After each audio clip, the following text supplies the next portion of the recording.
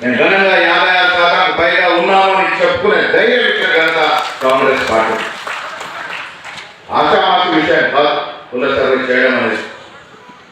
ఒక దృఢ నిశ్చయంతో శ్రీకారం సందర్భంలో జరుగుతున్నటువంటి సమావేశం. కుల సర్వే చేయడమే కాదు, మన సబ్ కమిటీ సమావేశంలో నన్ను కూడా ఒక ప్రత్యేక ఆహ్వానంతో పిలిస్తే నేను రేవంత్ రెడ్డి గారు చెప్పాను, ఎన్నికలు వాయిదా వేస్తున్నాము, 42% రిజర్వేషన్కి చట్టబద్ధత కల్పించే వరకు ఎన్నికలు వద్దు అనే మాట గట్టిగా చెప్పడంతో సభ్యులను అందించి ఎన్నికలు వాయిదా వేశాము. కారణం, ఈ రాష్ట్రంలో ఎప్పటి నుంచో కోరుతున్నటువంటి 42% రిజర్వేషన్కి చట్టబద్ధత అసెంబ్లీలో తీసుకురావడం స్థానిక సంస్థల ఎన్నికలే కాదు, మన భవిష్యత్తులో పిల్లల చదువులకి ఉద్యోగాల కోసం 42% వర్తించే విధంగా చట్టం చేయబోతా ఉన్నాము. చిన్న విషయం కాదు మిత్రులారా, 70 ఏళ్ళుగా బీసీలో సీట్ల కోసం ఉద్యోగాల కోసం తప్పిస్తున్నటువంటి పరిస్థితి. ఎస్సీలకు ఉన్న హక్కు మనకు లేదు. ఇవాళ హక్కు వచ్చినటువంటి పరిస్థితి వచ్చింది. ఈ రాష్ట్రంలో 42% మాకు ఉద్యోగాల్లో విద్యలో అవకాశం వచ్చే విధంగా ఒక హక్కుని కాంగ్రెస్ పార్టీ ఇవ్వబోతా ఉంది. ఇలా చాలా ప్రతిపక్షాలు మాట్లాడుతూ ఉన్నాయి. పెద్దలు చెప్పినట్టు కవితమ్మ గారు బీసీల గురించి మాట్లాడుతూ ఉన్నారు. ఇది రాజకీయ వేదిక కాకపోయినా నేను మీ ద్వారా వారిని అడుగుతా ఉన్నాను, 10 ఏళ్లుగా మీరు ఈ రాష్ట్రంలో బీసీలకు చేసింది ఏమిటి? సకల కుటుంబ సర్వే చేసి ఎందుకు టేబుల్ చేయలేకపోయినారు? మీకు చిత్తశుద్ధి ఉంటే ఎందుకు ఆనాడు ఇది టేబుల్ చేసి అధికారికి ఇంత సర్వేలో ఇంత కులాలు ఇంత శాతం ఉన్నాయని చెప్పలేకపోయినారు? మీరేమో చేయలేదు 10 ఏళ్ళు, మేము చేస్తే తప్పులు తీసుకోవాలి. మిత్రులారా, ధైర్యం సాహసం ఉంటేనే ఇలాంటి కార్యక్రమాలు ముందుకు పోతాయి. ఇవాళ బీసీల ప్రభుత్వం ఇది. మనకు వెన్నుదారుగా వెనక రాహుల్ గాంధీ గారు ఉన్నారు. ఈ రాష్ట్రంలో బీసీలకి సువర్ణ అవకాశం వచ్చే రోజులు దగ్గరలోనే ఉన్నాయి. డెఫినెట్గా వచ్చి తీరుతాయి. కాంగ్రెస్ పార్టీలోనే సాధ్యమవుతుందనే మాట కూడా నేను గట్టిగా చెప్పదలుచుకున్నాను. ఇలా కులాలు సంఘటితం కాననే రోజులు మనకు అవకాశాలు రావు మిత్రులారా. నేను మళ్ళీ చెప్తా ఉన్నాను, కుల అభిమానం తప్పు లేదు, కుల పంచాయతీ ఉండకూడదు, కటికలు గౌడ్లు వేరని నేను అనుకోవట్లేదు. మామూలైతే ఆడబిడ్డ పిల్లలు కులాలంతా కూడా ఒకటే, అందరం కూడా ఏకంగా బీసీలము బడుగులము. మనం ఐక్యంగా ఉంటే రాజకీయ అవకాశాలు వస్తాయి, ఉద్యోగ అవకాశాలు వస్తాయి, పిలిచి ఇవ్వాల్సిన పరిస్థితులు ఏర్పడతాయి. కావాల్సిందల్లా ఐక్యత. ఆ ఐక్యతతో ముందుకు పోవాలని మీ అందరినీ నేను పిలిపిస్తా ఉన్నాను. ఏ మనసు నీకు బాధలేకపోవటం, ఆర్థిక నిర్బంధం ఉన్న ఎన్నికలకు ముందు ఇచ్చినటువంటి వాగ్దానాలను కూడా పూరిస్తూ ఉంది కాంగ్రెస్ ప్రభుత్వం.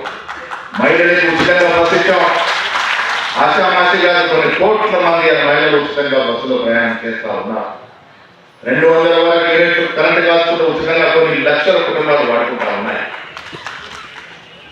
వారు 10 ఏళ్లలో రైతు రుణమాఫీ 28,000 కోట్లు చేస్తే మనం 11 మాసాల్లో 22,000 కోట్ల రుణమాఫీ చేశాం.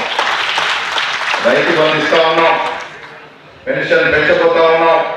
10 ఏళ్లలో ఒక్క డబ్బు బెడ్ మిల్లు, ఎవరన్నా ఆర్థిక సోదరికి ఒక డబ్బు బెడ్ మిల్లు వచ్చిందా? 10 ఏళ్లలో. ఇవాళ ఇందిరమ్మ పేరిట అడిగింది అదుగా ఇల్లు ఇవ్వబోతా ఉన్నాం. 10 ఏళ్లలో ఒక్క రేషన్ కార్డు ఇచ్చిన పాపాన పోలే కేసీఆర్, అడిగిన ప్రతి బీదవాడికి రేషన్ కార్డు ఇవ్వబోతా ఉన్నాం.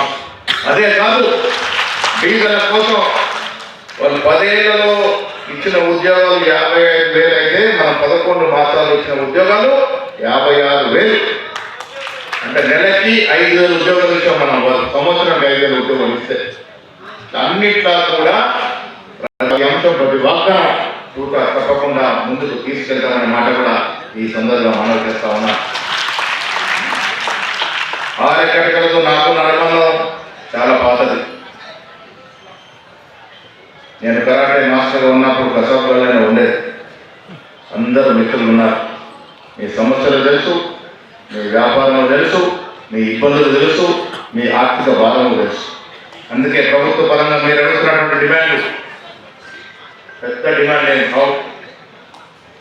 వాళ్ళ మధ్య ముఖ్యమంత్రి గారు మాట్లాడి రేపు అసెంబ్లీ సమావేశాల్లో గవర్నర్ ప్రసంగం ఉంది, దానికోసం నేను ఖర్చు చేయాల్సిన అవసరం ఉంది, మీరు వెళ్ళండి అని చెప్పినప్పుడు నేను వెళ్తాను, కానీ కొన్ని వాగ్దానాలు చేయాల్సి వస్తుంది, చేసి వస్తానని మాట కూడా చెప్పడం జరిగింది. ఆర్యకల్పే కటికి కార్పొరేషన్ గురించి తప్పకుండా ప్రయత్నం చేద్దాం. చెప్పినారు 10 ఏళ్ల బీఆర్ఎస్ పాలనలో ఒక్క కార్పొరేషన్ ఓబీసీ కార్పొరేషన్ కూడా 10 లక్షలు ఇచ్చిన పాపాన పోలే. కార్పొరేషన్ చేయడానికి దాని నిధులు కూడా ఇచ్చే పరిస్థితి ఉండాలి. ఆ దశగా ప్రయత్నం చేస్తామనే మాట కూడా సందర్భంగా మనవి చేస్తా ఉన్నాను. బీసీడీ నుంచి బీసీఏకి అడుగుతా ఉన్నారు. నేను శ్రీనివాస్ అడిగాను, నా మేనిఫెస్టోలో ఉందా, అప్పుడు పెట్టలేదు, కానీ దీనికోసం ప్రయత్నం చేస్తాం. మీ హక్కు అయినటువంటి, మీ కుల హక్కు అయినటువంటి గౌరీగూడ స్లాటర్ హౌస్ కానీ జైగూడ స్లాటర్ హౌస్ కానీ తెప్పించే ప్రయత్నం చేద్దాం. ఇవాళ రేవంత్ రెడ్డి గారి ఆలోచన యావత్ ఆసియా ఖండంలోనే ఒక పెద్ద మార్కెట్ రింగ్ రోడ్ పక్కన కట్టాలని. ఎవరు నా భూతో నా భవిష్యత్తు ఎవరు ఊహించని విధంగా కొన్ని 100 ఎకరాల్లో ఇంటిగ్రేటెడ్ మార్కెట్ కట్టబోతా ఉన్నాం. దాంట్లో కొన్ని ఎకరాలు మీ సంఘాలకు ఇవ్వబోతా ఉన్నాం. ప్రత్యేకంగా మటన్ అమ్ముకోవడానికి ఆ ఇంటిగ్రేటెడ్ మార్కెట్లో మీకు స్థలం ఇస్తాము తక్కువ ధరలో. ఇంటిగ్రేటెడ్ మార్కెట్ ఆశామాసి కాదు, లారీలు, కార్లు, మెట్రో రైళ్లు కూడా తిరిగే విధంగా ఇంటిగ్రేటెడ్ మార్కెట్ రూపకల్పన చేస్తూ ఉన్నారు. ఆసియా ఖండంలో, భారతదేశంలో ఆసియా ఖండంలోనే పెద్ద మార్కెట్ రాబోతా ఉంది. రింగ్ రోడ్ పక్కన, శంషాబాద్ పక్కన, అక్కడ కూడా మీకు అవకాశాలు ఇస్తాం. మిత్రులారా, మనం రాజకీయంగా ఎదగాలి. రాజకీయ ఆర్యకట్ట సోదరులు ఎంపీటీసీలు ఉంటాయి, ఎంపీపీలు ఉంటాయి, డెప్యూటీసీలు ఉంటాయి. ఎదగాలి. మీరు ఎదుగుతా అవకాశాలు ఇస్తాం. 47% మీరు ఉండాలి. నేను రేపు 42% ఇచ్చబోయే స్థానిక సంస్థల్లో మీరు ఉండాలి. భవిష్యత్తులో ఎమ్మెల్యేల స్థాయికి మీరు ఎదగాలి. 6 కటకం నుంచి ఎమ్మెల్యేలు కావాలి. మీ హక్కుల కోసం ఆ ఎమ్మెల్యేలు పోరాడాలి. ఆ దశగా మీరు ఐక్యతో ముందుకు పోవాలి. ప్రతి కులం వారు ఒకరో ఇద్దరు శాసనసభ్యులు అవుతే ఆ పరిస్థితి వేరుంటుంది. మీకోసం ముఖ్యమంత్రి గారు, డిప్యూటీ ముఖ్యమంత్రి గారు, మేము ఉన్నటువంటి పెద్దలందరూ మీకు వెనుకగా ఉంటాము. మీ కులం చాలా వెనుకబడినది. మీ కులం రాజకీయంగా ఆర్థికంగా ఎదగాలి. ఎదిగేయడానికి మా సంపూర్ణ సహకారం ఉంటుంది. నేను ప్రతి మీటింగ్లో చదువు గురించి చెప్తాను. కుల వృత్తి ఉంటుంది. ఏ తండ్రి కూడా కులవృత్తితో పాటు మా పిల్లలు ఎదగాలి, చదువుకోవడం కాంగ్రెస్ పార్టీ నాడు వస్తుంది. ఇలా బీజేపీ నాయకులు చాలా గొప్పగా చెప్తా ఉన్నారు. కిషన్ రెడ్డి గారు చాలా మాటలు చెప్తా ఉన్నారు. నేను కిషన్ రెడ్డి గారిని మీరు అడుగుతా ఉన్నాను. మీరు కదా బండి సంజయ్ అధ్యక్ష పదవి లాక్కున్నది. బండి సంజయ్ బీసీ కదా, ఆ బండి సంజయ్ బీసీ అధ్యక్షుడి పదవి లాక్కుని మీరు అధ్యక్షుడు ఇవ్వలేదా? మీరు కదా కుర్మ నాయకుడు, గొప్ప నాయకుడు బండారు దత్తరేఖ ఎంపీసీకి లాక్కున్నది. ఈ 2 ఆయన లాక్కున్నాడు కదా, అంతే కదా. బండి సంజయ్ మునుడు కాపు బిడ్డ అయితే ఆయన అధ్యక్ష పదవి నేను అధ్యక్షుడు అయ్యాడు. బండారు దత్తరేఖ 4 సార్లు 5 సార్లు ప్రశ్న వయసు పార్లమెంట్ స్థానం ఇస్తూ నేను పార్లమెంట్ సభ్యుడు అయ్యాడు. ఆయన బీసీల గురించి మాట్లాడలేదు. నేను బండి సంజయ్ అడుగుతా ఉన్నాను. బీసీ బిడ్డగా కేంద్ర మంత్రివర్గం ఉన్నాం. ఇలా మేము 56% ఈ రాష్ట్రం రిజర్వేషన్ చేస్తున్నాం.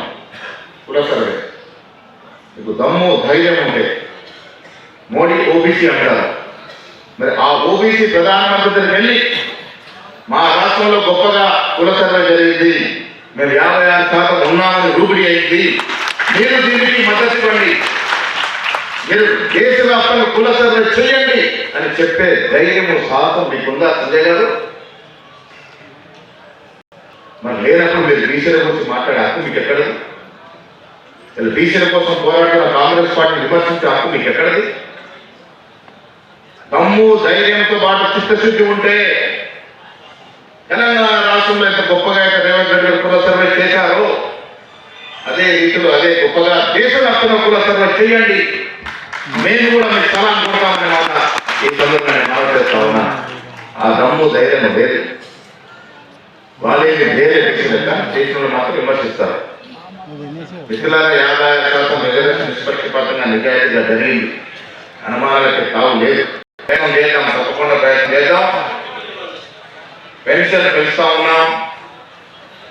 మహిళల కోసం పెన్షన్ పెంచే దిశగా ప్రయత్నాలు జరుగుతూ ఉన్నాయి. చాలా స్కీములు ఇవ్వాలని ఆలోచన ఉంది. కానీ మీకు తెలుసు ఆర్థిక పరిస్థితులు రాష్ట్రం దివాలా నుంచి ఉంది.